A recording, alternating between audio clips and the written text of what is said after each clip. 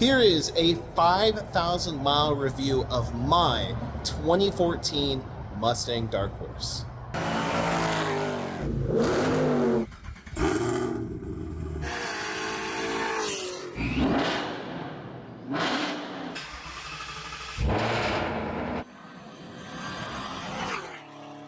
So I've had this car brand new, 0 miles off the lot since the end of March of 2024 this year. And since then, I've put 5,300 miles on the car. And I figured I'd do a 5,000 mile review to let you guys know the pros and the cons, what I've done to the car, and things that have gone wrong with the car, so you can make an accurate decision on whether or not you should buy this car if you're interested in it. Now, first off, let's go with the pros of the car. There's quite a few. Looks. Honestly, the more I have the car, the longer I have the car, the more I drive the car, the more the looks, they grow on me. At first, I wasn't a huge fan of the S650 Mustang, and I will say the front, I think, does look the best out of all the Mustang variants. I was not a big fan of the rear, the big plastic part, but the more I look at it, it fits well. It's bulky, it's muscle car-esque, kind of like a Challenger in a way. We had a Hellcat Challenger earlier on the channel when we first started out on the YouTube, and it is a very muscular car, more in person the more you look at it. So looks are definitely a plus, and the Dark Horse, most specifically, in my opinion, looks the most aggressive. I mean, with the decals that separate it, that say Dark Horse on it, the front, it's a really good looking car. Now, another thing is warranty. Now, that sounds kind of intuitive, right? You're like, well, no kidding. You get a warranty with a brand new car.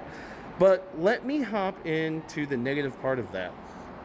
I have a warranty on the car, and I've come across two issues, and you guys might already even know what I'm about to say, but let's get into it. I had a rear clunking noise in the back of the car. You could hear it, something was going on. There was a TSB for 2017 through 2024 vehicles manufactured all the way up until like October 17th of 2023. My car was manufactured after that, but the dealer still honored the TSB and it fixed the issue. I'm very happy that it fixed the issue, because if it didn't, we're going to have to go down the whole parts bin list to fix it. So I've had a very bad clunking noise get fixed with the car, and I've had some electrical issues just recently, and sometimes some electrical issues with connecting my phone to the Android Auto and things like that.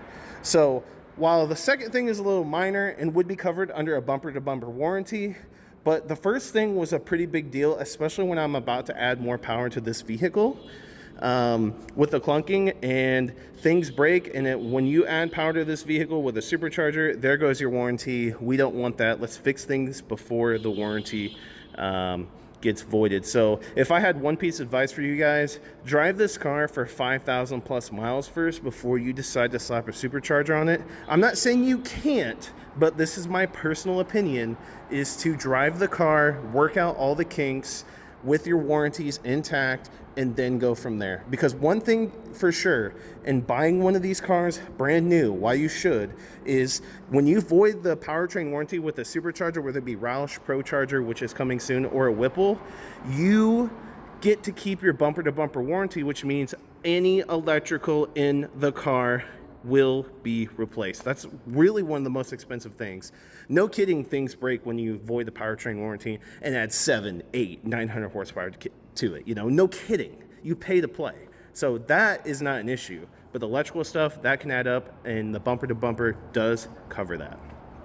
Now, going back into the pros, you can supercharge this thing. I just talked about it. You can get 800 plus horsepower with a Roush or a Whipple with a can tune. You can add headers, high flow filters, and make some really, really good power. So that is a plus for sure. But as far as owning the car, those are the two only issues I've had. It's been a great daily car. We put some nice wheels and tires on the car. We've tinted the car. It looks great. We've put some high flow filters in the car. It's been really good to me, honestly. It's a very solid, well-rounded car. And then let's go into the interior a little bit, and then after that, we'll do some driving impressions, and then I'll give you my final thoughts on this vehicle overall. Now, as we move into the interior, a couple things I want to talk about. I love that with the Dark Horse, it comes standard with black accent pieces instead of the chrome. I absolutely hate chrome. The blue stitching and stuff on the seats are really nice. I did take the rear seats out for weight savings, but I am going to be getting a rear seat delete kit. I just keep messing around on that because this is going to be a bona fide race car. But I do like the screens. Seriously, I think they look great. I really do. And as you can see, I've got my Halloween colors there. I've got the purple with the orange. Pretty cool, right? I mean, I know you can do that a little bit with the previous generation Mustang, but it's super cool. The Android Auto, Apple CarPlay is really nice. Going in and actually being able to change the screens the way they look with the cluster theme, like, guys, it's so cool. Especially the SVT Cobra. Like, this stuff is cool. I really like this. I like to switch it up from time to time. I never use calm, but track, sport, doing these is fun and fresh. Sport is my favorite, but I've been driving in track a lot. It is fun and fresh to do stuff like this. The bells and whistles you get with the Dark Horse, it's got like the Ford Super Cruise Control where you can adjust how far away. Like, you don't even have to drive the freaking car. It drives itself. It slows down on the highway. Like, it is such... Long trips in this is a piece of cake. Literally, the car drives itself when you use the Super Cruise feature. It is super amazing. The B&O sound system sounds really good. They've got one main speaker here, and of course you got speakers on the side. These sound really good, but I will say, upgrade your subwoofer in the back, and that is something that I forgot to mention. Let's go ahead and take a look at this, because I know a lot of people ask about this. Is the subwoofer in the back definitely needs an upgrade. Here I put a Kicker Comp RT in there, and just behind it is also a amp as well. Definitely upgrade that. This thing rocks. It is perfect for the amount of power you get and the quality. I'm a quality guy first, power second, but the power is really good for that size of an actual subwoofer. So, but everything else for the B&O sounds great. It sounds fantastic. So I will say that I really do like that. But yeah, that's pretty much it for the interior and the bells and whistles of what I think after driving this 5,300 miles. I don't have any complaints with the interior overall. I do really enjoy it, and I enjoy messing with the gauge clusters and just driving it on long trips because it is a piece of cake. And since we're going to be driving it, let's go ahead and fire her up. It's kind of warm, so it's not that loud, but it does have an H pipe. It does have an H pipe. We'll do the key fob thing too. Just give it 1 second. Definitely one of the coolest features of the car. Okay, now it's warm. Oh yeah, baby.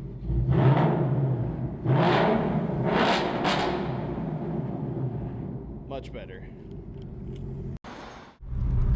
Something that a lot of people talk about, and me also being a previous S550 owner, is having a car in sport mode when the transmission shifts, whether it's forward, you know, up in gears or down in gears, it's really aggressive. Well, I'm here to tell you that I don't know what Ford did, but they changed the transmission logic in sport where it's literally the best one to be in. Like, it doesn't shift hard. The throttle response is extremely quick and it's extremely responsive, better than any other ones for driving around, in my opinion. Let's give a little rev here. Man, that exhaust sounds so good. The Dark Horse tone is different than a regular GT, and that's one thing I like about it for sure. Another thing that I really recommend about this vehicle versus a regular GT, as we're almost out of here, is the rods are GT 500 rods, so torque bends rods. So when you supercharge this, you're not gonna have to really worry about bending a rod, sending a rod through the block. So that's a pretty big deal. Okay, we're finally out of here. Just gotta wait for traffic. You can customize, if you go into your settings, you can customize how you want your custom mode to be. So sport, everything, traction control off, exhaust and track, and then I have my cluster mode and track. And this is how I daily drive the car. mostly. Again, sport mode is way different now than it was in the previous generation, and again, I think it is the best way to drive this car, honestly, especially being able to do stuff like that and control it, because you got traction control off, right? But you don't have stability control off, so the car will catch itself at a certain point and give you some confidence when you're trying to hoot around a little bit, but not really endanger yourself or others. But as you saw right there, like, the throttle response was instant, and I think that's the best way, honestly, to drive the car, so you can get up and going pretty easily. It's kind of sluggish in the other modes, if I had to be honest. Drag mode is okay, but I just feel like it's not as responsive as sport mode when you're driving around, even at part throttle.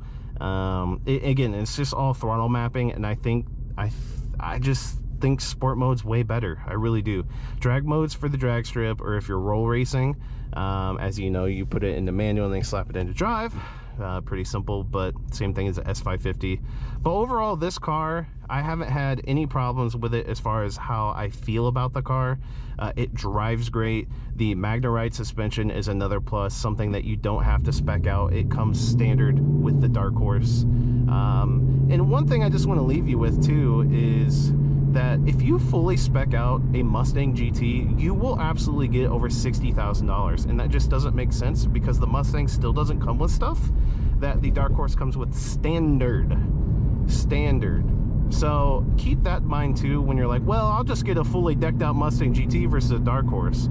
I don't agree with that. I don't. And I'm not saying that to be biased. I'm saying that because I went through that process. I thought about that process. I knew what I was going to do with this car when I got it. I'm going to boost it. The engine is more stout, so when I want a more reliable engine than a regular Mustang GT engine. So you got to think about what you're going to be doing with the car, and think about the options that the Dark Horse comes with versus a regular GT. But yeah, 5,300 miles, no real major issues. One issue that got fixed via the TSB at the dealer, and I haven't had any problems since, so I feel confident in throwing some more power at this car. It's been good to me. Again, good on road trips, good driving around town. Sport mode and the transmission logic has gotten better with this generation overall. So in my opinion, it's a very good car. If you're in the market for a Dark Horse and want to pull the trigger, I think it's a really good idea.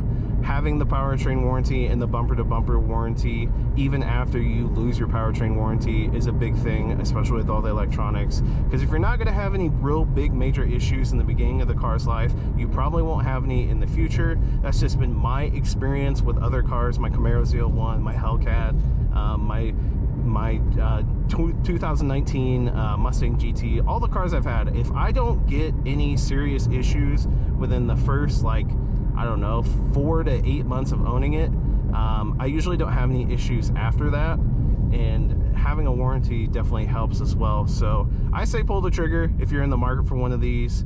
And yeah, that's just my overall honest opinion about this car. What I've experienced driving it, the reasons why I like it, some cons with the car, but overall it is a solid vehicle. It is a very good vehicle. It's a great daily. If you just want a fun daily vehicle and you're gonna save your race car at home, you're not gonna build this, it is a fantastic daily vehicle. It looks good. It takes well to mods, both externally for the aesthetics and both under the engine, especially when tuning comes. So that's just my overall opinion on this car after 5,300 miles. Hope you enjoyed the video. Smash the like button. Let me know in the comment section down below what you think about the Mustang Dark Horse, and I'll see you guys in the next one.